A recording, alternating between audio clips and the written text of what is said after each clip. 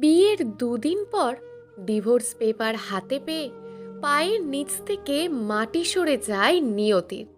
যাকে নিয়ে এত স্বপ্ন দেখা, যাকে নিয়ে সারা জীবনের জন্য ঘর বাঁধা, সেই লোক তাকে ধোঁকা দিল।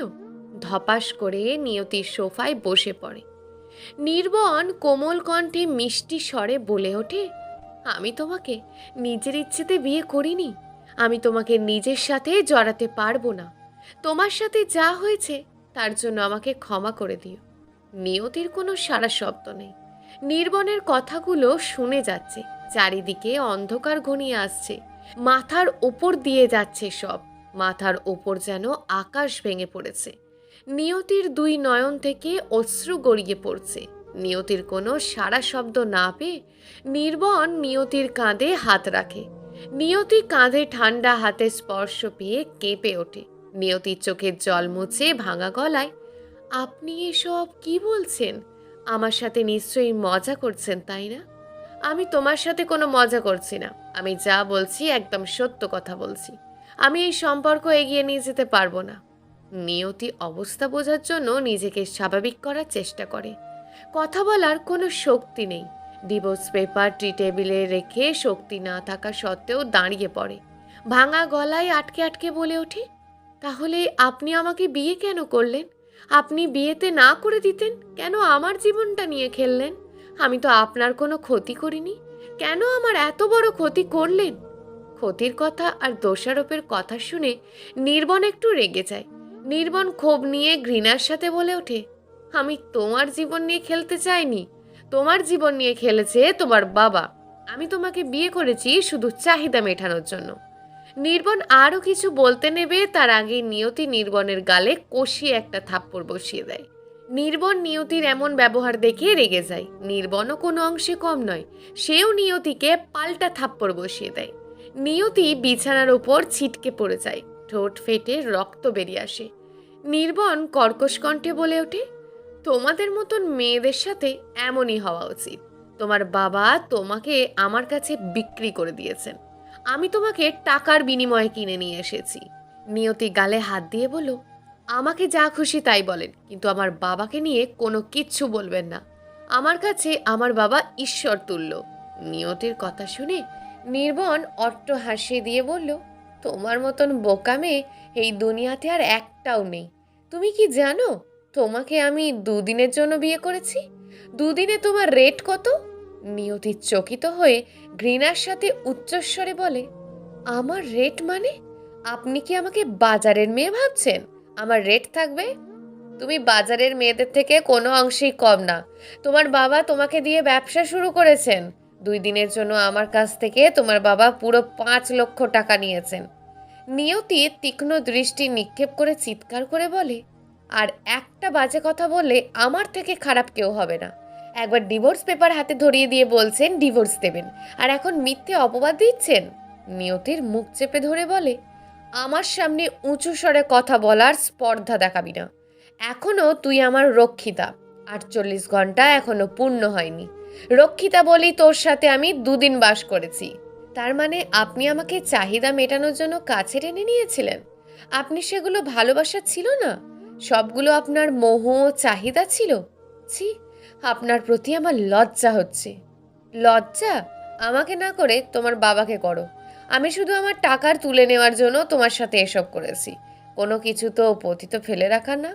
নিয়তি আরও রেগে যায়। রাগের কারণে নিয়তির গলার শিরা লাল ফুলে ফেপে ওঠে।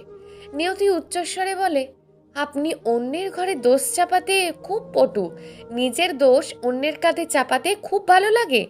নির্বন চোখ পাকিয়ে অগ্নি দৃষ্টি নিক্ষেপ করে বলে, আমি কারোর উপর নিজের দোষ চাপাই না। আমার কাছে সব প্রমাণ আছে। আমি প্রমাণ করে দিতে পারি। দেখান সব প্রমাণ।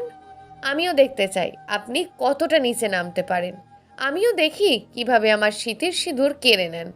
নিবর্ণ মুখ ভেঙচি কেটে মুচকি এসে বলে, তোমার স্মৃতিতে কোনো সিঁদুর নেই। তোমার স্মৃতিতে লাল রং।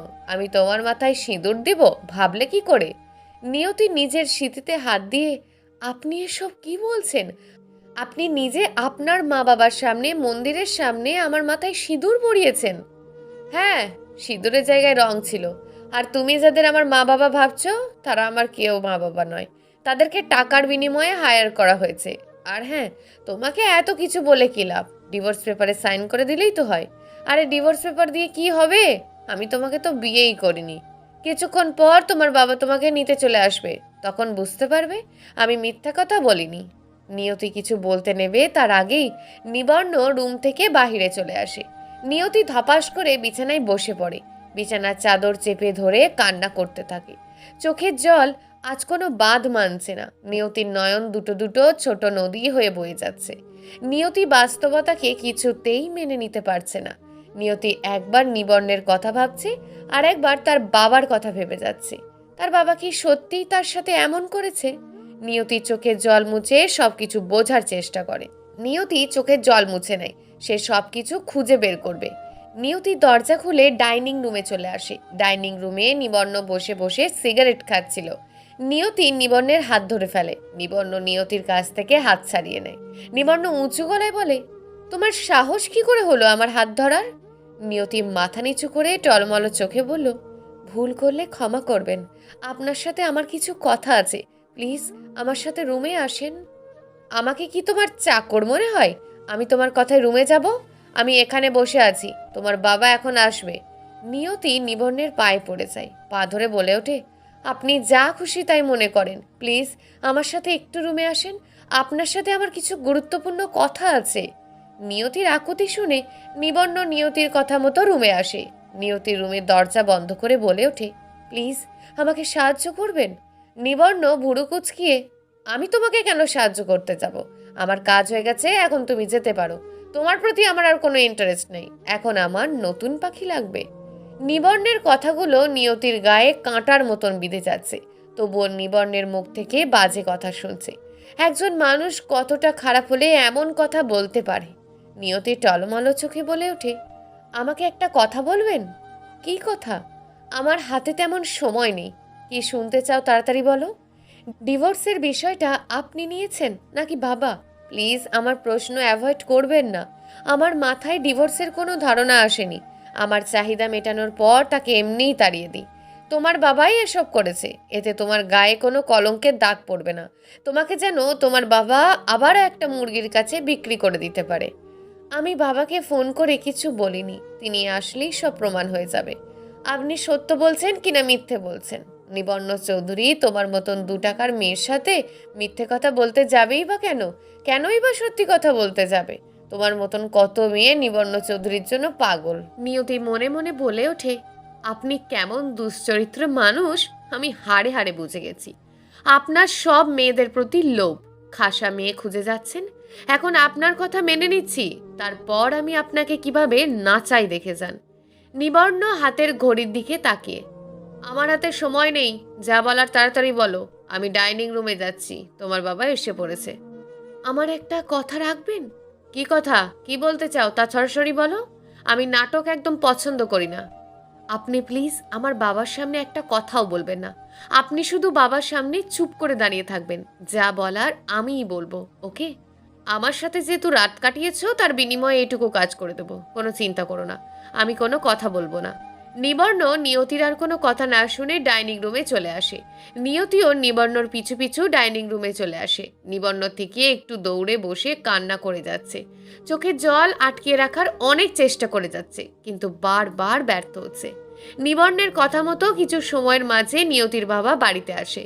নিয়তির বাবা বাড়িতে আসতেই নিয়তি দৌড়ে তার বাবাকে গিয়ে জড়িয়ে ধরে। নিয়তির বাবা এসে নিয়তির চোখে জল মুছে দেন, আলতো করে ভালোবাসার সহিত জড়িয়ে ধরেন। তারপর যা শোনে সেটা শোনার জন্য নিয়তি একদম প্রস্তুত ছিল না। অন্যদিকে নিয়তির কথা শুনে নিবর্ণ কি বলবে বুঝতে পারছে না। বাবা মেয়ের ভালোবাসায় কোনো খুঁত নেই।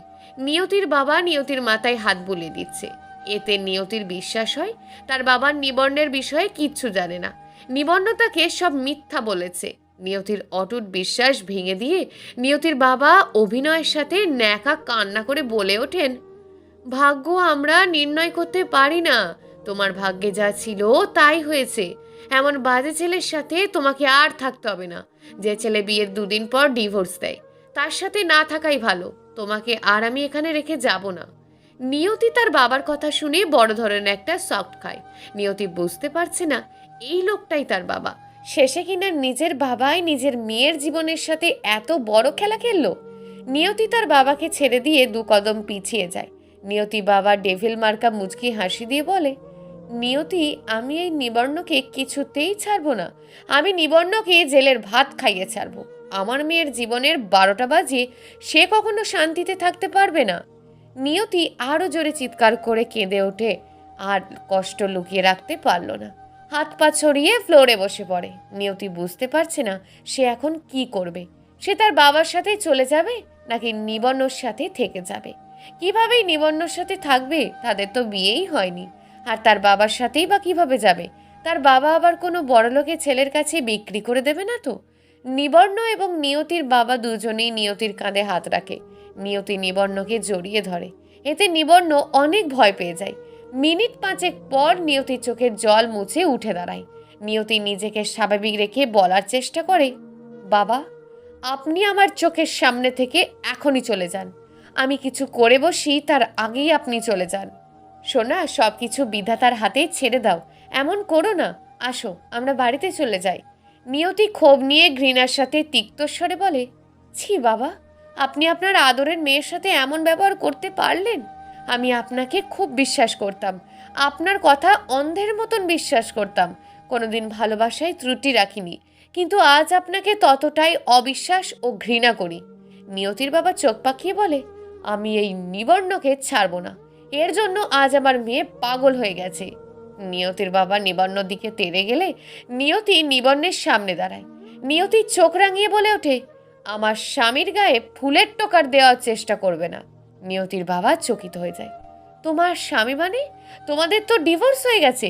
নিয়তি মুচকে এসে বলে, বাবা, আপনি মনে হয় পাগল হয়ে গেছেন।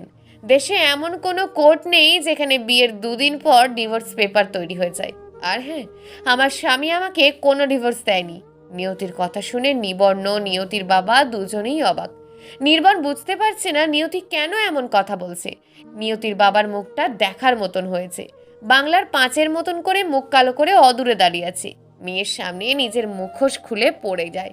নিয়তির ঘৃণার সাথে বলে ওঠে, আপনি আমার জন্মদাতা পিতা হয়ে আমার সাথে এমন করতে পারলেন? আপনাদের জন্যই পৃথিবীতে অনেক মেয়ে তাদের আত্মীয় স্বজনদের বিশ্বাস করতে পারে না। আপনাকে আমি 1 মিনিট সময় দিচ্ছি, এর মাঝেই এখান থেকে বের হয়ে যান। নিয়তির বাবা মুখ নিচু হয়ে যায়। নিয়তির বাবা নিবর্ণর দিকে আঙুল তুলে চলে যায়। নিয়তি কান্নায় ভেঙে পড়ে। নিবর্ণ নিয়তির কথা শুনে একটা ঘুরে চলে যায়। নিবর্ণ বুঝতে পারছে না সে কি করবে। নিবর্ণ কাঁপা কাঁপা হাতে নিয়তির কাঁধে হাত রাখে। নিয়তি নিবর্ণের হাতে স্পর্শ পেয়ে নিবর্ণকে জড়িয়ে ধরে। নিয়তি হাউমাউ করে কান্না করে দেয়। নিবর্ণ কি বলবে বুঝতে পারছে না। নিয়তির কান্না জড়িত কণ্ঠে বলে ওঠে, প্লিজ আমাকে তাড়িয়ে দেবেন না। আমি জানি আমাদের বিয়ে হয়নি, কিন্তু আমাদের মাঝে সব হয়ে গেছে। আমি আমার জীবনের সবটুকু অংশ আপনাকে দিয়ে দিয়েছি। নিবর্ণ কোমল কণ্ঠে বলে ওঠে, প্লিজ নিয়তি, আমি তোমার সাথে যা করেছি আমার চাহিদা মেটানোর জন্য করেছি। আমার চাহিদা মেটানোর জন্য সব করতে পারি। আমি জানি তোমার সাথে অন্যায় করেছি, কিন্তু তোমাকে আমার সাথে রাখা সম্ভব নয়। প্লিজ আমাকে তাড়িয়ে দেবেন না। আমাকে তাড়িয়ে দিলে আমি কোথায় যাব? এখান থেকে বের করে দিলে আমি মারা যাওয়া ছাড়া আমার আর কোনো উপায় থাকবে না। নিবর্ণ উপরের দিকে তাকিয়ে আছে। নিয়তির ইনোসেন্ট মুখ দেখে মায়া হচ্ছে, আবার নিয়তির প্রতি বিরক্তও চলে আসছে। আজ নিয়তির সাথে যা হয়েছে সব নিবর্ণর জন্য হয়েছে। নিবর্ণ একবার নিচে গিয়ে অপরাধী ভাবছে। এটাও মাথায় আসছে যা করেছে সব নিজের টাকা দিয়ে করেছে। আবার এটাও মাথায় আসছে চরিত্র সব কিছুর ঊর্ধ্বে। চরিত্রের সামনে বাড়ি, গাড়ি, টাকা পয়সা সমস্ত কিছু অচল। নিবর্ণ দুনৌকায় পা রেখে চলছে। নিয়তি কান্না জড়িত মায়াভরা কণ্ঠে বলে ওঠে, আপনি কিছু বলছেন না কেন? আপনার কাছে আপনার টাকাটাই বেশি হলো। আমাকে না হয় আপনার বাসার কাজের লোক বানিয়ে রেখে দেবেন। নিবর্ণ হাঁপ ছেড়ে বেঁচে যায় নিয়তির কথা শুনে। নিবর্ণ নিয়তিকে তুলে দাঁড় করায়। নিয়তি ধন্যবাদ দিয়ে বলে ওঠে, আমি তোমাকে একটা শর্তে আমার বাড়িতে রাখতে পারি। নিয়তি উজ্জ্বলতার সাথে হাসি মুখে বলে ওঠে, আমি আপনার সব শর্তে রাজি আছি। আপনি যা বলবেন আমি তাই করব। তোমাকে কোনো কিছু করতে হবে না, তুমি আমার বাসায় আমার কাজের লোক হয়ে থাকবে। আমার সব কাজ আজ থেকে তুমি করে দেবে, কোনোদিন বিয়ের দাবি নিয়ে সামনে দাঁড়াতে পারবে না। নিয়তি মলিন মুখ নিয়ে বলে ওঠে, আমি কোনো দিন বিয়ের দাবি নিয়ে আপনার সামনে দাঁড়াবো না। আপনার কথা আমি অক্ষরে অক্ষরে পালন করব। নিবর্ণ আর কিছু না ভেবে নিয়তির সিঁথুর দিয়ে আঁকা সিঁথি মুছে দেয়। নিয়তির মাথায় আকাশ ভেঙে পড়ে। নিয়তি চেয়েছিল সেই সিঁথির দাবি নিয়ে হলেও সে তার পাশে থাকবে, কিন্তু নিবর্ণ তার কোনো সুযোগই রাখল না। নিবর্ণ সিঁদুর মুছে দিয়ে ডাইনিং রুম থেকে চলে যায়। সিঁড়ির কাছে যাওয়ার পর বলে ওঠে, তোমাকে 10 মিনিট সময় দেয়া হলো, তার মাঝে প্রস্তুত হয়ে নাও। তুমি আমার সাথে আমার বাড়িতে যাবে, আর হ্যাঁ, তোমার সিঁথুতে যেন কোনো সিঁদুর না থাকে। নিয়তি ছলছল চোখে নিবর্ণর দিকে তাকিয়ে মাথা নাড়িয়ে সম্মতি দেয়। নিয়তির চোখ থেকে অশ্রু গড়িয়ে পড়ছে। 2 দিন আগে তার জীবন এমন ছিল না। কিছু সময়ের মাঝে নিয়তি হয়ে চলে গেল চাকরানি। ভাগ্যের কি পরিহাস! প্রচুর অর্থবিত্ত না থাকলেও আদর্শ পরিবারের মেয়ে হয়ে আজ হয়ে গেল একটা চাকরানি। নিজেকে দেখে আজ নিজেরই করুণা হচ্ছে। নিবর্ণ ডাইনিং রুমে এসে দেখে নিয়তি সেই একইভাবে এক ধ্যানে দাঁড়িয়ে আছে। নিবর্ণ জানত নিয়তি এই ধাক্কা থেকে উঠে দাঁড়াতে একটু সময় লাগবে। নিয়তি নিজের ব্যাগ গোছাতে যাবে না, তাই নিবর্ণ নিজের ব্যাগ সহ নিয়তির ব্যাগ গুছিয়ে নিচে ডাইনিং রুমে চলে আসে। নিয়তির কাঁধে হাত রাখতেই নিয়তি চমকে ওঠে। নিবর্ণ অভয় বাণী দিয়ে বলে, ভয় পাওয়ার কোনো কারণ নেই। এভাবে কি ভাবছো? আমাকে বাড়ি ফিরতে হবে। নিয়তি কষ্ট ভরা কণ্ঠে ছলছল নয়নে বলে ওঠে, আমি এখনই রেডি হয়ে আসছি, আমাকে 2 মিনিট সময় দেন। তোমাকে কিছু করতে হবে না, আমি তোমার ব্যাগ গুছিয়ে নিয়ে এসেছি, তোমার যা ছিল সব কিছু নিয়ে এসেছি। নিয়তি নিবর্ণের কথা শুনে একটা প্রাণবন্ত উৎসব মুখর হাসি দিল, যদিও বুকের মাঝে হাজারো কষ্টের পাহাড় জমে আছে। নিয়তি হতবম্ব হয়ে নিবর্ণর বাড়ি দেখে যাচ্ছে। 3 তলা বিশিষ্ট বাড়ি, অনেক সুন্দর করে সাজানো, দেখলে মন ভরে যায়। নিয়তি মুগ্ধ নয়নে বাড়ি দেখে যাচ্ছে। হুট করে অল্প বয়সী একটা তরুণীর সাথে ধাক্কা খায়। নিয়তি বুঝতে পারছে না অল্প বয়সী তরুণীটি কে। নিয়তি কিছু বলতে নেবে তার আগেই তরুণীটি চোর বলে দৌড়ে বাড়ির ভিতরে চলে যায়। নিবর্ণ মুচকি হেসে বলে ওঠে, ও বাচ্চা মানুষ, ওর কথায় কিছু মনে করো না। তোমাকে হুট করে দেখে ও চোর ভেবে নিয়েছে। আমার ছোট বোন ছোঁয়া, ওর মন ভীষণ ভালো। নিয়তি মলিন হাসি দিয়ে, আমি কিছু মনে করিনি। হঠাৎ করে দেখেছে তাই ছোঁয়া আমাকে চোর ভেবেছে, আর আমাকে দেখতে একদম চোরের মতোই লাগছে। নিবর্ণ দীর্ঘশ্বাস ফেলে, বাড়ির বাইরে দাঁড়িয়ে থাকবে, বাড়ির ভিতরে যাওয়া যাক। কথা না বাড়িয়ে বাড়ির ভিতরে চলো। নিয়তি বাড়ির ভিতরে পা রাখতেই নিবর্ণের বোন দৌড়ে আসে নিয়তির সামনে। নিয়তিকে দেখি তেলে বেগুনে জ্বলে ওঠে। চোখ রাঙিয়ে সমস্ত শক্তি দিয়ে নিয়তির গালে কষে চর বসিয়ে দেয়। নিয়তির গালে 5 আঙুলে দাগ পড়ে যায়। ছোঁয়া চিৎকার করে বলে ওঠে, এই ছোট লোকের বাচ্চা, তুই এখানে কি করছিস? তোর এত বড় সাহস, তুই আমার বাড়িতে ঢুকে পড়েছিস? বাড়ির বাইরে চুরি করতে তোর স্বাদ মেটেনি, এখন বাড়ির ভিতরে চুরি করতে এসেছিস? নিয়তি হতবম্ব হয়ে গালের হাত দিয়ে অদূরে দাঁড়িয়ে কান্না করছে। নিয়তির জীবনে শুধু কষ্ট ছাড়া আর কিচ্ছু নেই। এক ফোঁটা সুখ লেখে রাখেনি ভগবান। ছোটবেলায় মাকে হারিয়েছে, মায়ের ভালোবাসা কোনোদিন পেল না, বাবা থেকেও না থাকার মতন। বাবা টাকার বিনিময়ে তাকে আজ বিক্রি করে দিয়েছে। মানুষের ভোগের সামগ্রী হয়ে গেছে নিয়তি। নিয়তি শুধু নিবর্ণের দিকে তাকিয়ে আছে, নিবর্ণ কোনো প্রতিবাদ করে কিনা। ছোঁয়া রেগে বলে ওঠে, তুই এখনো দাঁড়িয়েছিস? বাড়ি থেকে বের হয়ে যা। নিবর্ণ নিয়তির দিকে তাকিয়ে ছোঁয়ার কাঁধে হাত রেখে বলে, ও এখানে চুরি করতে আসেনি, আজ থেকে নিয়তি এই বাসায় কাজ করবে, সে এই বাসার কাজের লোক হয়ে থাকবে। ছোঁয়া অহংকারের সাথে বলে ওঠে, এই মেয়ে, তুই কোনোদিন আমার সামনে আসবি না, গাইয়া মেয়ে কোথাকার। আমার সামনে আসলে লাঠি দিয়ে বাইরে ফেলে দিয়ে আসবো। ছোঁয়া ফ্রিজ থেকে আইসক্রিম নিয়ে খেতে খেতে ওপরে চলে যায়। ডাইনিং রুমের শব্দ শুনে হুইল চেয়ারে করে মাঝবয়সী একজন ভদ্রলোক মহিলা আসেন। নিবর্ণ ভদ্র মহিলাটিকে দেখে দৌড়ে যান। ভদ্র মহিলাটির সামনে হাঁটু গেড়ে বসে কোলে মাথা রাখেন। মহিলাটি বলে ওঠেন, নিবর্ণ, ছোঁয়া এভাবে জোরে কথা বলল কেন? তার সাথে কে কি করেছে? নিবর্ণ মুচকি এসে বলল, মা, ছোঁয়া নিয়তিকে দেখে এমন ব্যবহার করেছে, সে নিয়তিকে মেনে নিতে পারেনি। নিয়তিকে উদ্দেশ্য করে বলে, নিয়তি আমার মা আয়নি, মাকে প্রণাম করো। নিয়তি ধীর পায়ে এগিয়ে এসে নিবর্ণের মায়ের পা স্পর্শ করে প্রণাম করে। নিবর্ণের মা নিয়তির মাথায় হাত রেখে আশীর্বাদ করেন। নিয়তির চোখে জল মুছে দিয়ে বলে ওঠেন, খুব মিষ্টি একটা মেয়ে, ছোঁয়ার ব্যবহারে মন খারাপ করো না। ছোঁয়া একটু অহংকারী মেয়ে, সে গরিব দুঃখীদের একদম সহ্য করতে পারে না। তোমার কোনো কিছু দরকার পড়লে আমাকে বলবে। তুমি তোমার রুমে যাও, ফ্রেশ হয়ে কাল থেকে কাজ করলেই হবে। নিবর্ণকে উদ্দেশ্য করে বলে, নিয়তিকে তার ঘর দেখিয়ে দাও, তার উপরের তলায় ঘর দাও, সে অন্য সার্ভেন্টের সাথে থাকতে পারবে না। নিয়তি নিবর্ণের মায়ের ভালোবাসা পেয়ে সকল কষ্ট ভুলে যায়। এই বাড়িতে নিবর্ণ, ছোঁয়া উচ্ছৃঙ্খল ছেলে মেয়ে হলেও নিবর্ণর মায়ের মন খুব ভালো। তিনি অল্পতেই সবাইকে আপন করে নেন। নিয়তি নিবর্ণের রুমের সামনে দাঁড়িয়ে আছে। নিবর্ণ এক ধ্যানে অফিসের কাজ করে যাচ্ছে। রুমের দ্বার খোলা থাকায় নিয়তি নিবর্ণকে দেখতে পাচ্ছে। নিবর্ণ কাজ শেষ করে দ্বার বন্ধ না করতেই ঘুমিয়ে পড়ে। নিবর্ণ ঘুমানোর পর নিয়তি ধীরে ধীরে নিবর্ণের রুমে আসে। নিবর্ণের গায়ে কম্বল টেনে দিয়ে মনে মনে নিয়তি বলে ওঠে, আপনি আমাকে স্ত্রী হিসাবে মানেন বা না মানেন, আমি আপনাকে আমার স্বামী হিসাবে মেনে নিয়েছি। আপনার স্থান আমি অন্য কাউকে দিতে পারবো না, আর আপনাকে অন্য কারোর কাছে যেতেও দেব না। আমি আপনাকে সমস্ত রকম অন্যায় কাজ থেকে বিরত রাখার চেষ্টা করব, আর কোনো মেয়ের জীবন নিয়ে আপনাকে খেলতে দেব না। নিয়তি নিবর্ণের মাথায় হাত বুলিয়ে যাচ্ছে, আর সকল রাগ অভিমান চোখের জলে ধুয়ে ফেলে দিচ্ছে। কখন যে নিয়তি ঘুমিয়ে পড়েছে জানা নেই। ভোর 6টায় নিয়তির ঘুম ভেঙে যায়। নিবর্ণ যেন কিছু জানতে না পারে সেজন্য তাড়াতাড়ি করে নিবর্ণ রুম থেকে চলে যায়। ফ্রেশ হয়ে রান্নাঘরে যায়, বাড়ির সকলের জন্য চা বসায়। নিয়তির বাবা অন্যত্র বিয়ে করায় নিয়তির রান্নার সব কাজ ভালোভাবে শিখে নিয়েছে। সৎ মায়ের ঘরে থাকলে নিজেকেই সব কাজ করে থাকতে হয়। শুধু নিজের কাজটা নয়, পরিবারের অন্যদের কাজও করে দিতে হয়। জুতো সেলাই থেকে চণ্ডীপাঠ সবই করতে হয় যদি থাকে ঘরে সৎ মা। নিয়তি প্রথমে চা নিয়ে যান নিবর্ণের মায়ের ঘরে। তিনি বিছানা থেকে ওঠার চেষ্টা করছেন। অ্যাক্সিডেন্টে নিবর্ণের মায়ের কোমরের পাঁজর ভেঙে যায়, যার ফলে তিনি আর হাঁটতে পারেন না। হুইল চেয়ারে করে চলাফেরা করেন।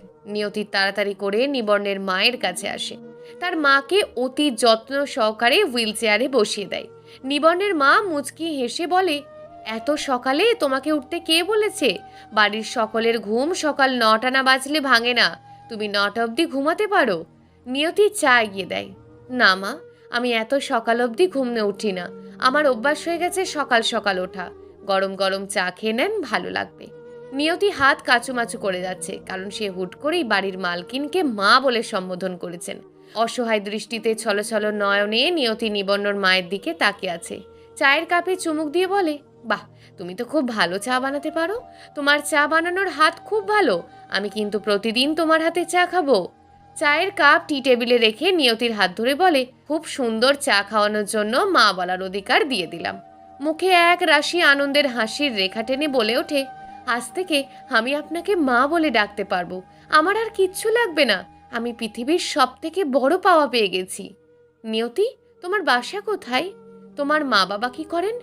নিবর্ণের মায়ের মুখে মা বাবার কথা শুনে নিয়তির হাসি মুখটা নিমেষেই আষাঢ়ের ঘনঘটার মতন অন্ধকার নেমে আসে।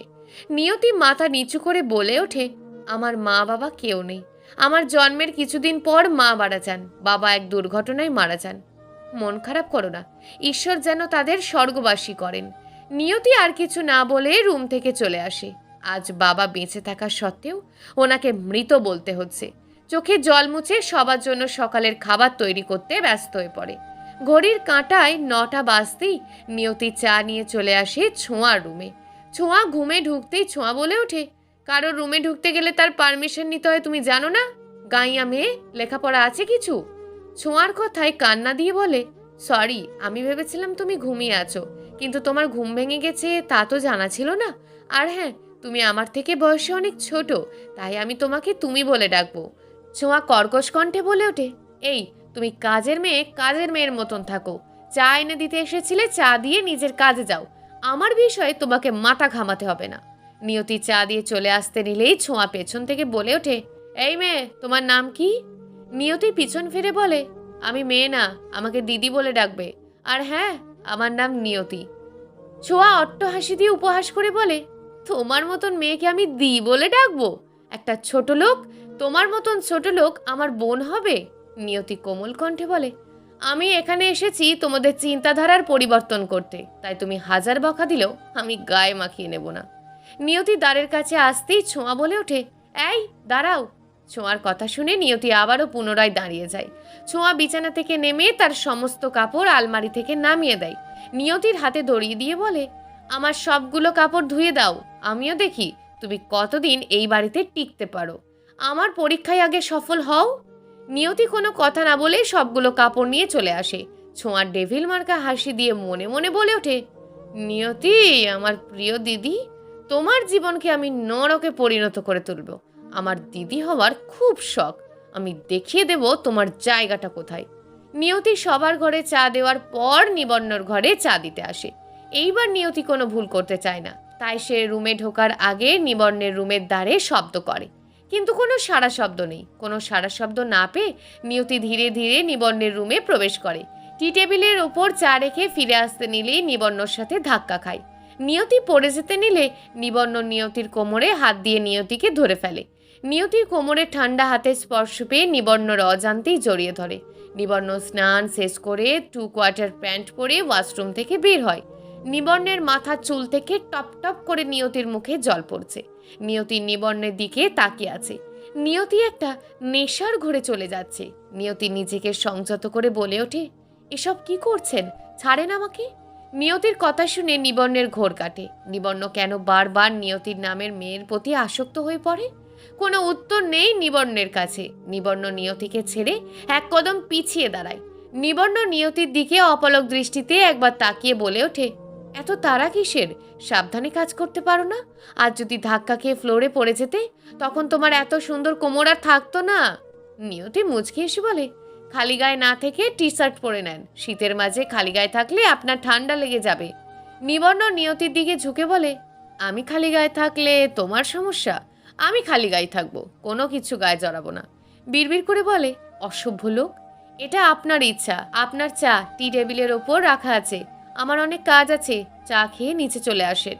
আমি সবার জন্য সকালের নাস্তা প্রস্তুত করছি। খাবার টেবিলে সবাই খেয়ে যাচ্ছে। নিয়তি অন্যান্য সার্ভেন্টদের মতন খাবার পরিবেশন করে যাচ্ছে। নিয়তি তো কাজের মেয়ে, তাকে এমন কাজই করতে হবে। সেজন্য নিয়তি খারাপ কিছু মনে করেনি। তাছাড়া সবার খাওয়া হলেই নিয়তি খাবার খায়। অন্যকে খাওয়ানোর মাঝে নিয়তি তৃপ্তি পায়। নিবন্নের মা নিয়তিকে বলে ওঠেন, নিয়তি আমাদের সাথে খাবার খেয়ে নাও, আমাদের যা লাগবে আমরা নিজের হাতে নিয়ে খাবো। নিয়তি নিবন্নের মায়ের জবাবে কিছু বলার আগেই ছোঁয়া চেয়ার থেকে দাঁড়িয়ে উঠে বলে, মা তোমার বুদ্ধি কি দিন দিন লোপ পাচ্ছে?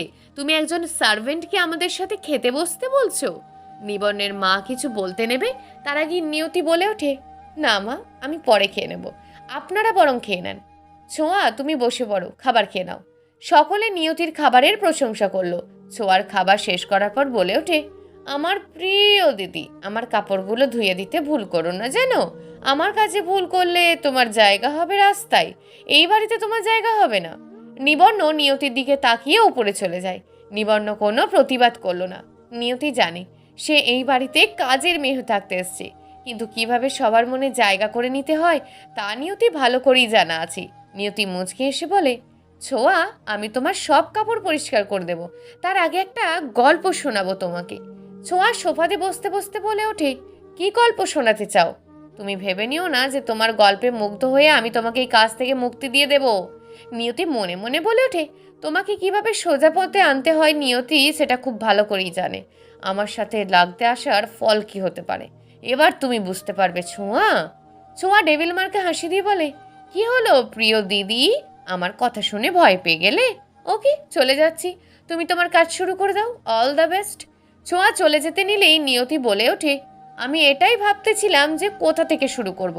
তুমি বসে পড়ো, আমি এখনই বলছি।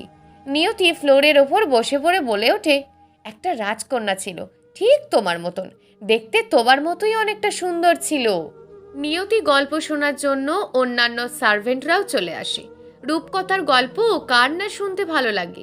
নিয়তিকে সবাই ঘিরে বসে যায়। ছোঁয়াও গালে হাত দিয়ে ঝুঁকে পড়ে গল্প শোনার জন্য।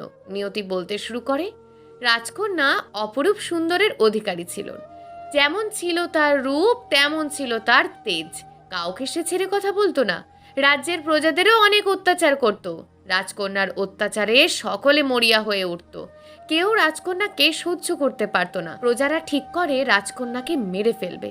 নিয়তি ছোঁয়ার দিকে তাকিয়ে দেখে ছোঁয়া মন দিয়ে গল্প শুনছে। নিয়তি মুচকি হেসে মনে মনে বলে ওঠে, ছোঁয়া, তুমি আমার ফাঁদে পা দিয়েছ। এখন তোমার অবস্থা আমি নাজেহাল করে ছাড়বো। তোমাকে সঠিক পথে আমি নিয়ে আসবো। তোমার সকল ভুল চিন্তা ধারণার পরিবর্তন আমি ঘটাবো। ছোঁয়া বলে ওঠে, কি হলো, থেমে গেলে কেন? তারপর রাজকন্যার কি হলো? নিয়তির সকলের দিকে একবার তাকিয়ে বলে, আমি একটা শর্তেই বলতে পারি, আমার শর্তে রাজি থাকলে আমি বলবো। সকলে একসাথে বলে ওঠে, কি শর্ত? আমরা সবাই রাজি। শর্তটা হলো এই যে গল্প, গল্প শেষ না হওয়া অব্দি কেউ এখান থেকে উঠতে পারবে না। ভূত এসে তোমাদের তুলে নিয়ে গেলেও না। ভূতের কথা বলাতে সবাই গল্পের প্রতি আরও ইন্টারেস্ট হয়ে পড়ে। সবাই একটু এগিয়ে বসে, একসাথে বলে ওঠে, কোথাও যাব না, তুমি গল্পটা বলে যাও। নিয়তি মুচকি এসে পুনরায় গল্প বলতে শুরু করলো। তারপর প্রজারা ঠিক করে রাজকন্যাকে মেরে ফেলবে। কিভাবে মেরে ফেলবে কোনো উপায় পায় না। গ্রামের লোকজন রাতে ভূত সেজে রাজকন্যাকে ভয় দেখাতে গেল, কিন্তু রাজকন্যা ভূতকে ভয় না পেয়ে ভূতের দিকে তীর ছুঁড়ে মারে। কোনো রকমে জীবন বাঁচিয়ে চলে আসে। সকলে হতাশা হয়ে পড়ে। কথায় আছে না, যেখানে শেষ সেখান থেকেই শুরু। কোনো উপায় না পেয়ে ধোপানির মেয়ে বলে ওঠে, রাজকন্যাকে শাস্তি আমি দেব। ধোপানির মেয়ের কথা শুনে প্রজারা হাসাহাসি শুরু করে। তাকে নিয়ে বিভিন্ন বাজে কথা সহ উপহাস করতে থাকে। কিন্তু ধোপানির মেয়ে তাদের কথায় কান না দিয়ে বলে ওঠে, আমি নিন্দুকের কথায় কান দিই না, রাজকন্যাকে তার শাস্তির সঠিক জবাব দেব, এটাই আমার মূল কাজ। ধোপানির মেয়ের আত্মবিশ্বাস দেখে সকলেই তার কথা মেনে নেয়। বিশ্বাস না করা ছাড়া তাদের আর কোনো উপায় ছিল না। কিছুতেই অত্যাচারী রাজকন্যাকে হারানো যাচ্ছিল না।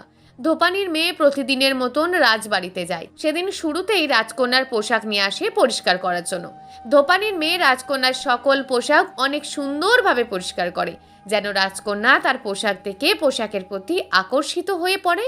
ধোপানির মেয়ে সকল পোশাক পরিষ্কার করার পর পোশাকের ভাঁজে ভাঁজে বিচুটি পাতা গুঁড়ো লাগিয়ে দেয়। যেই মুহূর্তে রাজকন্যা সেই পোশাক পরবে, তখন যেন রাজকন্যার শরীর চুলকাতে থাকে। ধোপানির মেয়ে সুন্দরভাবে সন্ধ্যার দিকে রাজকন্যার পোশাক দিয়ে আসে। খুব নিখুঁতভাবে পোশাকগুলোকে পরিষ্কার করায় রাজকন্যা খুব খুশি হয়। খুশি হয়ে রাজকন্যা পোশাকগুলোর মাঝখান থেকে একটা গর্জিয়াস পোশাক পরে নেয়। পোশাক পরার সাথে সাথে সারা দেহ চুলকানো শুরু হয়ে যায়। রাজকন্যার সুন্দর দেহগুলো ঝলসে পড়ে। মায়াবী চেহারা একদম বাজে হয়ে যায়। নিয়তি কথা শেষ করে ছোঁয়ার কাপড় নিয়ে ওয়াশরুমের দিকে পা এগিয়ে যেতে থাকে। ছোঁয়া তাড়াতাড়ি করে নিয়তির পথ আটকায়। নিয়তি বলে ওঠে, তুমি আমার পথ আটকে দাঁড়িয়ে আছো কেন? তোমাকে আমার পোশাক পরিষ্কার করতে হবে না, আমি আমার পোশাক নিজেই পরিষ্কার করে নেব। ছোঁয়ার ভয় ভয় চেহারা দেখে নিয়তি মুচকি এসে বলে ওঠে, আমার কাছেও বিছুতি পাতার গুঁড়ো আছে, ভয় পাওয়ার কোনো কারণ নেই। আজ তোমার পোশাকে কোনো বিছুতি পাতার গুঁড়ো লাগিয়ে দেব না। ছোঁয়া নিয়তির হাত থেকে পোশাকগুলো কেড়ে নিয়ে চিৎকার করে বলে ওঠে, আমি বললাম না আমার পোশাক আমি ধোবো? যাও অন্য কাজ করো। তোমার তো এসব কাজ করার অভ্যাস নেই, তুমি পারবে না। তোমার হাতে ফোস্কা পড়ে যাবে। আর এসব পোশাক ওয়াশিং মেশিনে ধৌত করা যাবে না। আমার পোশাক নিয়ে তোমাকে চিন্তা করতে হবে না, যাও এখান থেকে। নিয়তি মুচকি হেসে ছোঁয়ার সামনে থেকে চলে আসে। নিয়তি যা চেয়েছিল সে তা করতে পেরেছে। নিয়তির হাসি দেখে মনে হচ্ছে নিয়তি বিশ্ব জয় করে এসেছে। সকল সার্ভেন্ট এসে নিয়তির পাশে দাঁড়ায়। সকলে নিয়তির প্রশংসা করতে থাকে। সবাই বলতে থাকে, ছোঁয়া এতগুলো কাপড় কিভাবে পরিষ্কার করবে একা? তা এবার দেখার পালা। আমিও দেখবো ছোঁয়া কিভাবে এতগুলো কাপড় পরিষ্কার করে। সবাই ওয়াশরুমের বাইরে দাঁড়িয়ে থেকে দেখছে ছোঁয়া কি করে। ছোঁয়া নিজের কাপড়গুলো ভালোভাবে পানিতে ভেজাতেই পারছে না। অনেক কষ্ট করে সবগুলো কাপড় সাবানের পানিতে ভিজিয়ে নেয়। ইউটিউব দেখে কাপড় পরিষ্কার করার ট্রেনিং নিচ্ছে। কাপড়ের ওপর সাবান লাগাতে গিয়ে কাপড়ের ওপরই পড়ে যায়, যা দেখে সবাই হেসে ওঠে। ছোঁয়া আর পারছে না, না পারছে ভালোভাবে কাচতে, না পারছে ভালোভাবে ধৌত করতে। ছোঁয়ার এমন নাজেহাল অবস্থা দেখে সকলে বিনোদন নিয়ে যাচ্ছে। ছোঁয়ার সকলের হাসি দেখে ওয়াশরুমের দরজা বন্ধ করে দেয়। নিয়তি নিবর্ণের পছন্দর সব খাবার রান্না করে। নিবর্ণর মায়ের কাছ থেকে নিবর্ণের অফিসের ঠিকানা নিয়ে নেয়। নিয়তি একা চলে যেতে নিলে নিবর্ণের মা বাড়ির গাড়িতে করে যেতে বলেন। নিয়তি নাকচ করে দিলেও জোর করে বাড়ির গাড়িতে করে পাঠিয়ে দেন। নিয়তি নিবর্ণের অফিসের সামনে এসে এক কলিকের কাছ থেকে নিবর্ণের কেবিনের সন্ধান নেয়। নিয়তি নিবর্ণর কেবিনে এসে কেবিনের দ্বারের শব্দ করে রুমে ঢুকতেই রহস্য খুঁজে পায়। নিবর্ণ পাগলের মতন আবিরের মাথা নিজের কোলে রেখে বলে যাচ্ছে, প্লিজ চোখ মেলে তাকা, তোর সাথে আর কখনো খারাপ ব্যবহার করব না, তুই উঠে দাঁড়া। নিবর্ণকে দেখে মনে হচ্ছে নিবর্ণ আবিরের সাথে কিছু করেছে। আবির অচেতন হয়ে ফ্লোরে পড়ে আছে, কোনো সাড়া শব্দ নেই। নিয়তি নিবর্ণের এমন অবস্থা দেখে তাড়াতাড়ি করে নিবর্ণের কাছে আসে। নিবর্ণর কাঁধে হাত রেখে বলে ওঠে, কি হয়েছে, এভাবে অচেতন হয়ে পড়ে আছেন কেন? নিবর্ণ নিয়তিকে দেখতে পেয়ে কিছুটা সাহস পায়। অসহায় দৃষ্টিতে নিয়তির দিকে তাকিয়ে ভয়ে ভয়ে বলে ওঠে, আমি কিছু করিনি নিয়তি, আমি সত্যি বলছি, আমি আবিরকে ইচ্ছে করে আঘাত করিনি। প্লিজ তুমি আবিরকে বাঁচিয়ে দাও, আমি তোমার কাছে হাত জোড় করছি। ভয় পাওয়ার কিছু নেই, আবিরের কিছু হবে না, আপনি বরং জল নিয়ে আসুন। নিবর্ণ আবিরের মাথা ফ্লোরে রেখে জল নিয়ে এসে আবিরের চোখে মুখে ছিটিয়ে দেয়। তবুও আবিরের জ্ঞান ফিরছে না। নিবর্ণ মেয়ে মানুষের মতন কান্না করে যাচ্ছে। নিয়তি নিবর্ণের কাঁধে হাত রেখে বলে, এভাবে ভেঙে পড়লে চলবে না, আপনি বরং অ্যাম্বুলেন্স ডাকেন। আবিরের কিছু হবে না তো? আমি আছি আবিরের কাছে, আপনি বরং অ্যাম্বুলেন্সকে ফোন দেন, যেন তাড়াতাড়ি আসে বলে দেবেন। নিবর্ণ আর আবির খুব ভালো ফ্রেন্ড, সেই ছোটবেলা থেকে একে অপরের বন্ধু। তাদের মাঝে এর আগে এমন কখনো হয়নি, কখনো কেউ অন্যের দ্বারা আঘাত পায়নি। নিবর্ণ মন দিয়ে অফিসে কাজ করে যাচ্ছিল। এমন সময় আবির নিবর্ণের কাছে আসে। নিবর্ণ আবিরের সামনে বসে বলে ওঠে, কিরে, এত মন দিয়ে কি কাজ করছিস?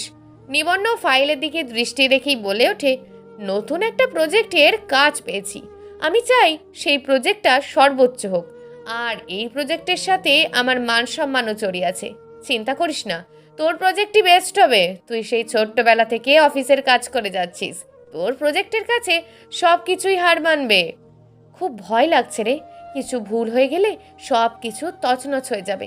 আমার মান সম্মান সব এই প্রজেক্টের উপর জড়িয়ে আছে।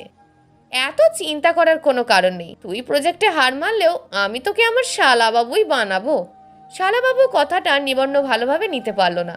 নিবর্ণ অগ্নি দৃষ্টি নিক্ষেপ করে বলে, আবির, তুই তোর লিমিটের মাঝে থাকবি, তুই ভুলেও আমার বোনের দিকে চোখ তুলে তাকাবি না। আবির আধিক্যতা দেখিয়ে নিবর্ণের কাছে এসে ঘুরঘুর করে বলে ওঠে, তুই যাই বলিস না কেন, ছোঁয়া শুধু আবিরের। আবির ছোঁয়াকে ছাড়া অন্য কাউকে বিয়ে করবে না। নিবর্ণ নিজের রাগ কন্ট্রোল করতে না পেরে আবিরকে ধাক্কা দেয়। আবির দেওয়ালের সাথে ভারী খায়, সাথে সাথে আবির চিৎকার করে ফ্লোরে পড়ে যায়। নিবর্ণ সারা রুমে পায়চারি করছে, তার মাথায় কিচ্ছু ঢুকছে না। অ্যাম্বুলেন্সের লোক ফোন ধরছে না। নিয়তি হুট করেই বলে ওঠে, আবিরের জ্ঞান ফিরেছে, আবির সুস্থ হয়ে যাবে, কোনো চিন্তা করবেন না। নিবর্ণ তাড়াতাড়ি করে আবিরের কাছে আসে। আবির পিন পিন করে আঁখি মেলে তাকায়। আবির আঁখির মেলে তাকিয়ে কিছু বুঝতে পারছে না। নিবর্ণের চোখে মুখে ভয়ের আতঙ্ক। আবির ধীরে ধীরে বলে ওঠে, কি হয়েছে, তুই এভাবে ভয় পেয়ে আছিস কেন? নিবর্ণ আবিরকে জড়িয়ে ধরে, তুই ঠিক আছিস তো বন্ধু? তোর কিছু হয়নি তো? তোর কিছু হলে আমি নিজেকে ক্ষমা করতে পারবো না। আরে ছাড় আমাকে, তুই যেভাবে জড়িয়ে ধরে আছিস মনে হচ্ছে আমি এখানেই মরে যাব। আমার কিছু হয়নি, আমি একদম ঠিক আছি। নিবর্ণ আবিরকে ছেড়ে দূরে সরে দাঁড়ায়। আবির রুমে নিবর্ণকে ছাড়া আরও একজনকে দেখতে পায়। সে আর কেউ নয়, সে হচ্ছে নিয়তি। আবির নিয়তির দিকে তাকিয়ে বলে, কে তুমি? তোমাকে তো ঠিক মতন চিনতে পারলাম না। নিবর্ণ কিভাবে নিয়তির পরিচয় দেবে বুঝতে পারছে না। নিবর্ণ মাথা নিচু করে ফেলে। নিয়তি পরিস্থিতি বুঝতে পেরে বলে ওঠে, আমি স্যারদের বাসায় কাজ করি, স্যারের জন্য খাবার নিয়ে এসেছি। আবির এক পলক নিয়তির দিকে তাকিয়ে প্রশ্ন ছুড়ে দেয়, তোমাকে দেখে মনে হচ্ছে না তুমি নিবর্ণের বাসায় কাজ করো। কে তুমি, সত্যি করে বলবে? না, আপনি ভুল ভাবছেন, আমি সত্যিই সেই বাসায় কাজ করি। সবাই আমাকে খুব আদর করে। আমি ওই বাসায় আরও আগে গিয়েছি, কিন্তু তোমাকে তো কোনোদিন দেখতে পাইনি। কোনো একটা রহস্য তো আছেই। নিবর্ণ আবিরের কাঁধে হাত রেখে বলে ওঠে, তুই যেভাবে কথা বলছিস মনে হচ্ছে তুই একজন অ্যাডভোকেট। এবার তুই চুপ করে বস, চল আমরা একসাথে খাবার খাবো। নিয়তি খাবার তাদের সামনে রেখে বাড়িতে চলে আসে। নিয়তি বুঝতে পারছে সে একদম ঠিক কাজ করেছে। আজ যদি আবিরের সামনে সত্য কথা বলে দিত, নিবর্ণর মাথা নিচু হয়ে যেত। মেয়েরা এমনই হয়, হাজার অপমান করার পরও স্বামীর মাথা নিচু হতে দেবে না, সব সময় স্বামীর পাশে থাকতে চায়। বাঙালি মেয়েদের কাছে এক চিলতে সিঁদুর তার কাছে অনেক মূল্যবান। নিয়তি রুমের ভিতর পা রাখতেই ছোঁয়া পথ আটকে দাঁড়ায়। ছোঁয়া নিয়তির দিকে অগ্নিদৃষ্টি নিক্ষেপ করে বলে, আমার প্রিয় দিদি, এতক্ষণ কোথায় ছিলে? নিয়তি ছোঁয়ার রাগ বুঝতে পারে। ছোঁয়াকে দিয়ে অনেকগুলো কাপড় পরিষ্কার করিয়েছে ভাবতেই নিয়তির হাসি পাচ্ছে।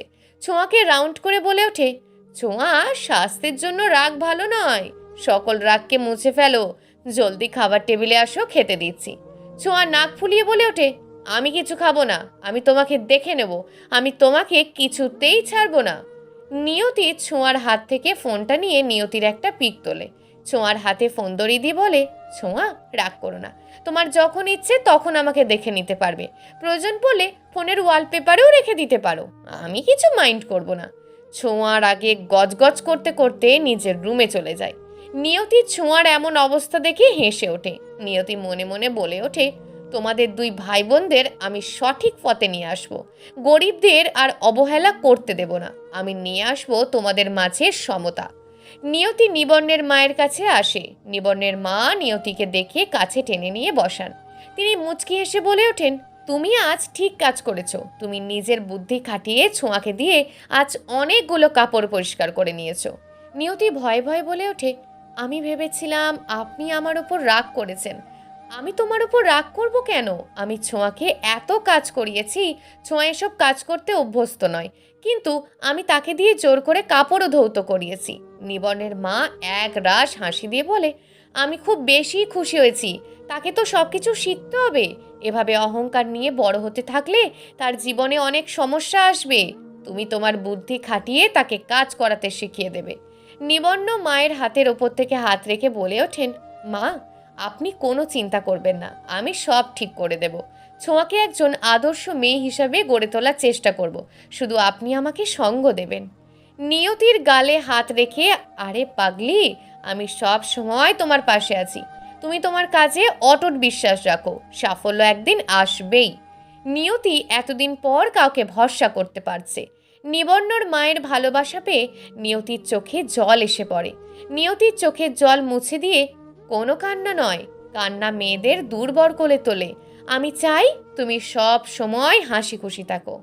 হ্যাঁ, আপনি একদম ঠিক বলেছেন, আর চোখের জল ফেলবো না, এখন থেকে হাসি খুশি থাকবো, আর সকল বাধার সাথে মোকাবেলা করব। রাতের বেলা নিয়তি চুপি চুপি নিবর্ণর রুমে আসে। নিবর্ণর গায়ে কম্বল দিয়ে চলে যেতে নিলেই ঘটল এক অপ্রত্যাশিত ঘটনা। চলবে গল্প এক চিলতে সিঁদুর। লেখক অধীর রায়।